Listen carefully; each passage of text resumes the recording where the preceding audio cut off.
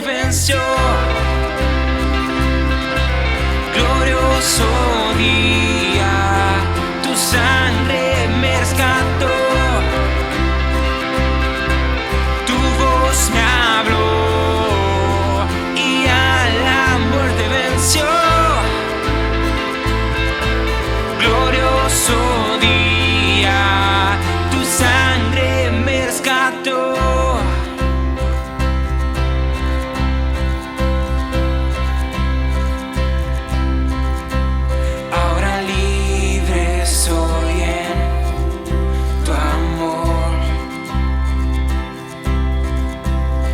Tu gracia la que me salvó,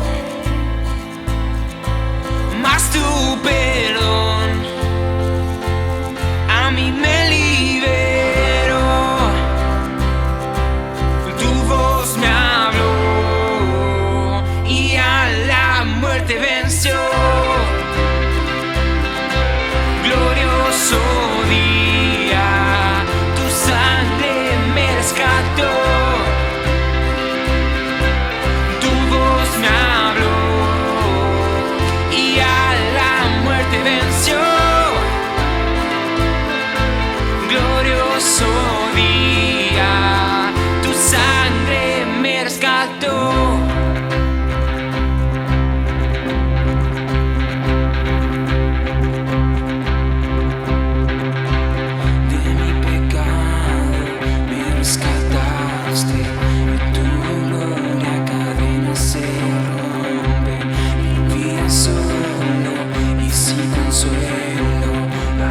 Soy ciudadano del cielo.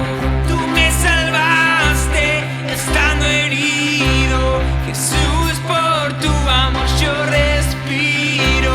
Tengo un futuro y ahora veo voz me habló y a la muerte venció. Glorioso día, tu sangre me rescató. Tu voz me habló y a la muerte venció. Glorioso día, tu sangre me rescató.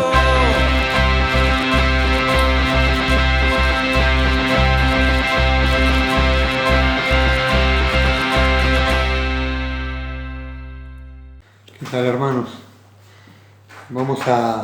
Volvimos a la virtualidad por las disposiciones del gobierno, pero bueno, es la posibilidad y la bendición que nosotros tenemos. Vamos a continuar con el tema que Rafael habló el domingo pasado, justamente con el creyente comprometido, sus fuerzas y capacidades para el servicio por el poder y los dones del Espíritu Santo. Y vamos a ver algunas consignas que él también nos propuso para el día de hoy. Pero vamos a leer el Juan capítulo 14, versículo 15 al 18, que es el pasaje central que él nos ha tomado. Dice: si me amáis, guardad mis mandamientos, y yo rogaré al Padre y os daré otro Consolador, para que esté con vosotros para siempre. El Espíritu de verdad, el cual el mundo no puede recibir, porque no le ve ni le conoce, pero vosotros le conocéis, porque mora con vosotros y estará en vosotros. No os dejaré huérfanos, vendré a vosotros. El Señor Jesús se encarga de darnos el puntapié inicial, o sea, la estrategia para poder disfrutar lo que Él nos va a decir ahora. Dice: si me amáis, guardad mis mandamientos. Si nosotros como cristianos, por supuesto que amamos al Señor porque Él nos amó primero. Y lo único que tenemos que hacer como cristianos es obedecerle, es guardar sus mandamientos. Guardar sus mandamientos es simplemente obedecer, estar dispuesto a hacer todo lo que Él nos dice. Dice, y entonces Él nos da la propuesta: yo rogaré al Padre y os daré otro Consolador para que esté con ustedes para siempre. Es un compromiso del Señor. Él sabía que los discípulos en aquel tiempo no podían disfrutarlo a pleno, pero sí sabía que cuando Él se iba a ir, necesitaba la persona del Espíritu Santo para que puedan tener el consuelo, la fortaleza que necesitaban ellos, y hoy también nosotros necesitamos. Eso se trasciende a nosotros. El Espíritu de verdad. ¿Por qué Espíritu de verdad? Porque justamente, como dice en capítulo 16, versículo 13, dice: pero cuando venga el Espíritu de verdad, Él os guiará a toda verdad. ¿Por qué? Porque no hablará por su propia cuenta, sino que hablará lo que oyere y os hará saber todas las cosas que habrán de venir. El Espíritu se va a encargar, de la misma manera que el Señor se encargó de abrir las enseñanzas de parte del Padre, el Espíritu Santo se va a encargar de darnos todas las enseñanzas que el Señor Jesús quería dejarnos para nosotros, y a través del Espíritu Santo poder comprender mejor su palabra. Ahora dice que ese Espíritu de verdad mora con vosotros, como dice en Efesios 1:13, que ya lo hemos visto. Fuimos sellados con el Espíritu Santo, y no os dejaré huérfanos, vendré a vosotros permanentemente. O sea, el huérfano es aquel que está desprovisto de la contención, del cuidado, de la atención y de la contención permanente. Nosotros no estamos huérfanos.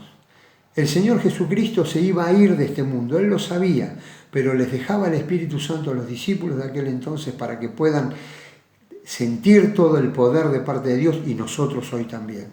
O sea que Dios se encarga de todas las cosas. El Trino Dios está maravillosamente amándonos en todo el sentido de la palabra. El Padre que nos ama, el Hijo que nos redime y el Espíritu Santo que no nos deja huérfanos.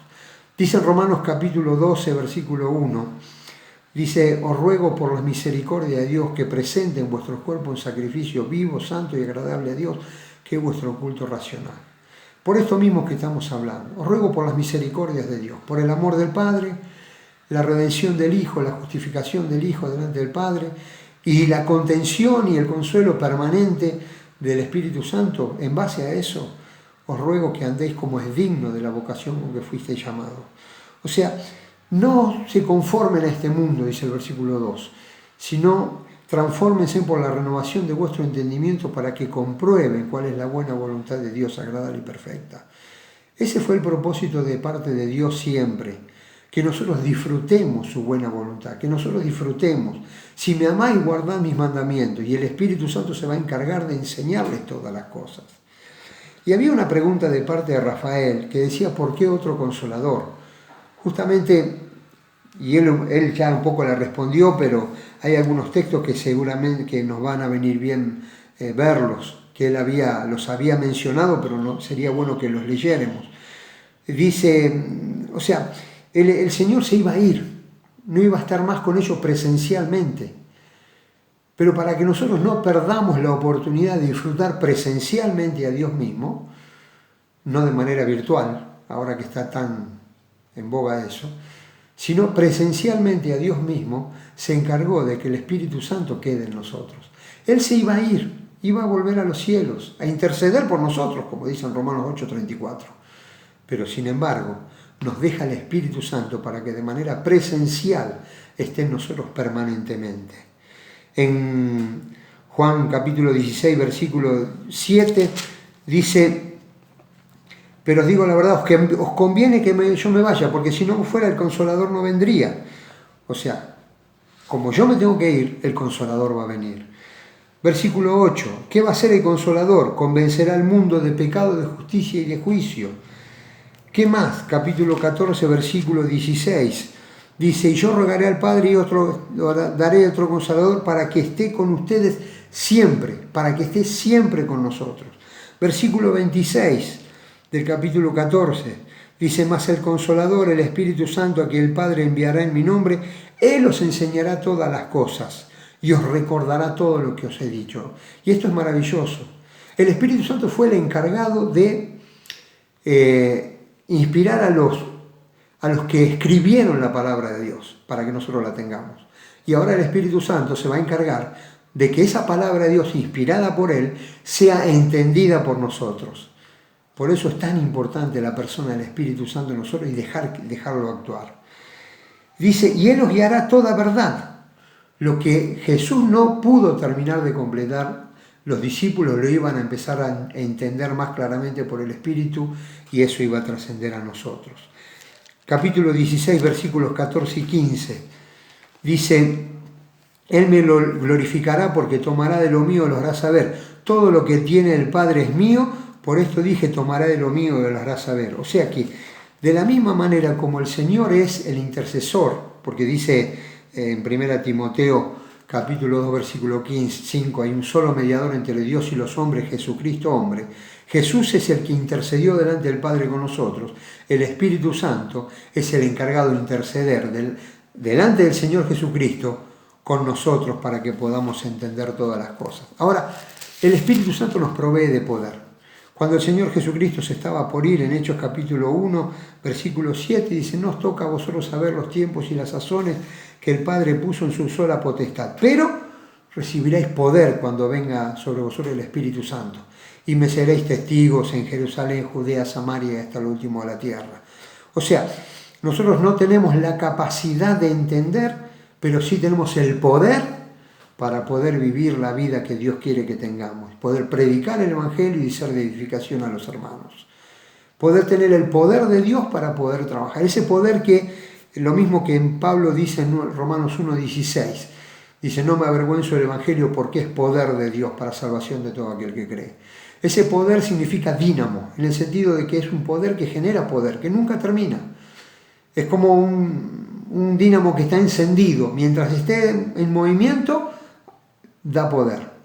Y entonces de la misma manera nosotros, mientras obedezcamos al Señor, no nos conformemos a este mundo, y mientras dejemos que el Señor trabaje en nosotros a través de su Espíritu obedeciéndole, el poder de Dios va a estar en nosotros permanentemente para toda situación de la vida.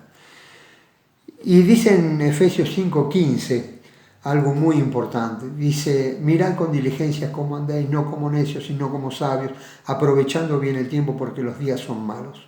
No os embriaguéis con vino en lo cual hay disolución, antes bien sed llenos del Espíritu Santo. O sea, nuestra responsabilidad como cristianos. Es no dejarnos embriagar por el mundo para que no nos entorpezca, sino permitir que el Espíritu Santo nos llene. ¿Cómo nos va a llenar? Si me amáis, guardad mis mandamientos, obedeciéndole. Os ruego por la misericordia de Dios que presenten vuestros cuerpos en sacrificio vivo, santo y agradable a Dios, obedeciéndole y sirviéndole y disfrutando el poder y usándolo en beneficio de la voluntad de Dios en nosotros. Y la otra consigna de Rafael era justamente los símbolos del Espíritu Santo, que eran aliento y viento uno. Hechos 2:24, en el momento que estaban en el aposento alto, dice que de repente vino un estruendo, un viento recio que soplaba, el cual llenó toda la casa donde estaban. Y se aparecieron lenguas de fuego repartidas, como asentándose en cada uno de ellos, y fueron todos llenos del Espíritu Santo. Un viento recio, un viento que no se ve. El viento se siente, pero no se ve. De la misma manera, el Espíritu Santo va a trabajar en nosotros. No lo vamos a ver al Espíritu Santo, pero sí vamos a sentir su poder. Y en aquel momento fue hablar en lenguas de los que estaban, de tanta gente que había, de tantas naciones, y se pudo predicar el Evangelio de una manera maravillosa a muchísimas personas.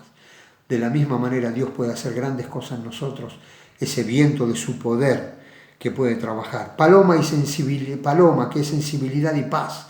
Justamente cuando el Señor Jesucristo es bautizado, dice que orando el cielo se abrió, descendió el Espíritu Santo en forma de paloma, y una voz del cielo que decía: este es mi Hijo amado, en ti tengo complacencia.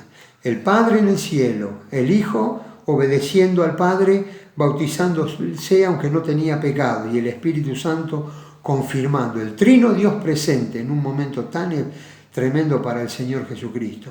Él va a estar también asentándose sobre nosotros de una manera sencilla para que nosotros podamos disfrutar el poder de Dios. El aceite, el ungimiento y bendición. Dice, y el que nos confirma, 2 Corintios 1, 21 y 22, con vosotros en Cristo, el que nos ungió es Dios, el cual también nos ha sellado y nos ha dado las arras en nuestros corazones. El ungimiento es bendición, así como en el Salmo 133 dice: mirad cuán bueno y cuán delicioso es habitar los hermanos juntos en armonía. Es como el benolio que desciende sobre la cabeza y baja sobre la barba hasta el borde de las vestiduras de Aarón, porque allí envía Jehová bendición y vida eterna. De la misma manera, la unción es la bendición, la aprobación de parte de Dios, cuando nosotros dejamos que Dios trabaje en nosotros. El fuego que purifica, pero también perdona. Dice: yo a la verdad, dice Juan el Bautista, os bautizo con agua, Mateo 3:11, para arrepentimiento, pero viene tras mí, cuyo calzado yo no soy digno de llevar, es más poderoso que yo. Él os bautizará en Espíritu Santo y fuego. El fuego que nos va a purificar, que nos va a hacer ver qué cosas están mal para cambiarlas, para desarraigarlas. El agua viva, el sustento y la vida. Juan capítulo 7, en versículo 37 al 39, en el día de la fiesta, dice que Jesús se puso en pie y alzó la voz diciendo: si alguno tiene sed, venga a mí y beba. El que cree en mí, como dice la Escritura, de su interior correrán ríos de agua viva. Esto dijo del Espíritu Santo que habían de recibir los que creían en él. El Espíritu Santo es un río de agua viva que satisface, que complace, que llena aquello que nosotros por nuestros medios jamás lo podremos hacer. El sello, seguridad y confianza, lo estuvimos viendo en Efesios capítulo 1, versículo 13 y 14. En él también, habiendo oído la palabra de verdad del Evangelio de vuestra salvación y habiendo creído en él, fuisteis sellados con el Espíritu Santo de la promesa, que es la zarra de nuestra herencia hasta la redención de la posesión adquirida para alabanza de su gloria. El sello que en el judío era el fin de un trámite y no se podía tocar más. El fin de un compromiso, el fin de un pacto que tenía el sello. El sello era un lacre que se sellaba con el anillo y tomaba la forma de la persona que lo sellaba. Y de esa manera nadie podía cambiarlo. De la misma manera, el Espíritu Santo es el sello divino que tenemos en nosotros, que nadie, nada ni nadie nos puede quitar. Podemos entristecerlo, podemos apagar el Espíritu Santo en el sentido de no darle lugar por nuestros pecados, pero jamás se va a ir, siempre va a estar presente y va a cumplir el propósito que Él tiene en la medida que nosotros le demos lugar. Y por último, promesa y pacto, fortaleza y protección. Dice Juan capítulo 14, 16 al 18, el Espíritu de verdad, el cual el mundo no puede recibir porque no le ve ni le conoce, pero vosotros le conocéis porque mora con vosotros y estará en vosotros. No os dejaré huérfanos, vendré a vosotros. El pacto y la promesa. La promesa de que no nos dejará huérfanos y el pacto que lo aclara.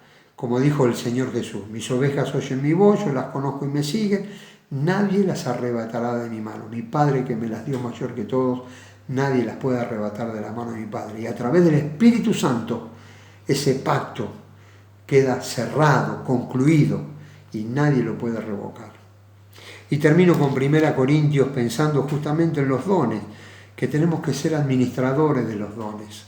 Dice, así que tengan los hombres, capítulo 4, versículo 1 de 1 Corintios, tengan los hombres por servidores de Cristo y administradores de los misterios de Dios. Ahora bien, se requiere que los administradores, cada uno sea hallado fiel. Somos administradores, Dios nos da los dones, las capacidades, el poder para servirle. Nosotros tenemos que ser administrador, usarlos de la manera correcta, de acuerdo al propósito de Dios. Y también no solamente administradores, sino también poder dar a conocer los misterios de Dios, su palabra, a los que no le conocen, a los hermanos, cumplir con lo que Dios, el Señor Jesucristo ha dicho, antes de ir en Juan capítulo 13, antes de ir a los cielos, un mandamiento nuevo os doy, que se amen unos a otros como yo los he amado, y en esto van a conocer que sois mis discípulos, si tuviereis amor los unos para con los otros. Obedeciendo al Señor, se requiere que los administradores sean hallados fieles al que nos dio toda la bendición y todo el compromiso de parte de Él para bendecirnos, fortalecernos y contenernos. Que el Señor les bendiga.